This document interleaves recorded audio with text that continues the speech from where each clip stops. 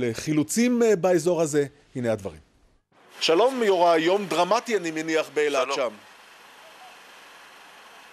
כן, יצא קצת דרמטי, אבל סך הכל חוויה מכוננת, גשם טוב. מתי זה התחיל כל פרק הגשם הזה? לפנות בוקר, בשעות הקטנות. וכמויות משקעים כפי שהתחזית הייתה. שהן נדירות, נכון? נדירות יחסית. הן מאוד נדירות, מאוד נדירות. השנים האחרונות לא ראינו גשם בגזרה הדרומית בכלל. ומה התרחש שם בעצם? זהו. מה התרחש שם בעצם? בוא נתחיל עם סיפור חילוץ המשאית. מה קרה שם? בשעת בוקר מוקדמת, אני בדרכי בעבודה לכיוון צומת ציחור, ואני מקבל הודעה שיש נהג שנסחף, ואני יוצר איתו קשר בפלאפון שלו, ואני מצליח להבין שהוא בתוך נחל פרן. מכיוון שכבר הייתי קרוב לשם, הגעתי למקום, וזיהיתי את המצוקה.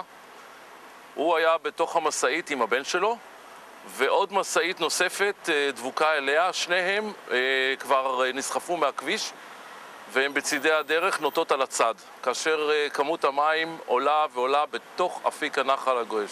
ואז? ואז אני אומר לו, נותן לו כמה הוראות בסיסיות, ומנתק איתו קשר, ויוצר קשר להזמין מסוק, כיוון שכל אמצעי אחר לא ניתן היה להפעלה במקום הזה. ובאמת מסוק הגיע, ואז בתיאום הנהגים והנלווה עלו על הגג של אחת המשאיות, והמסוק העלה אותם אחד אחד, הכל בתיאום כמובן.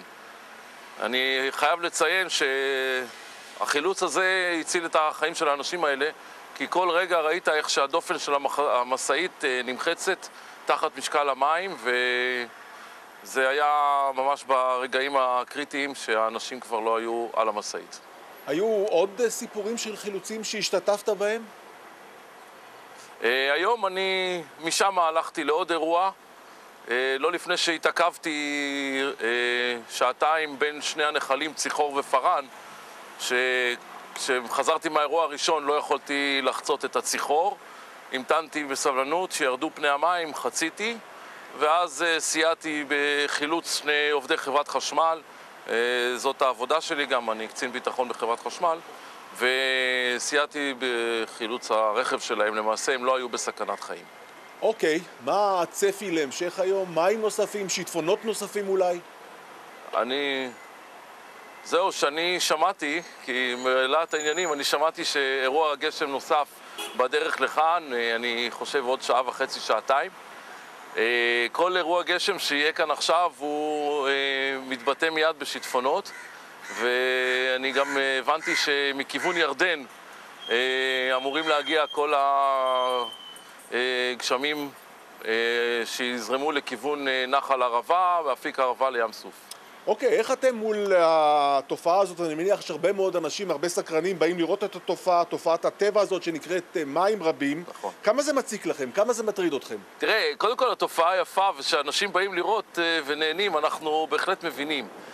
אנחנו לא מוכנים להבין ולא ניתן לסלוח על התנהגות שהיא לא אחראית. וראיתי גם את ההתנהגות הזאת היום, שאנשים פשוט שמים נפשם בכפם.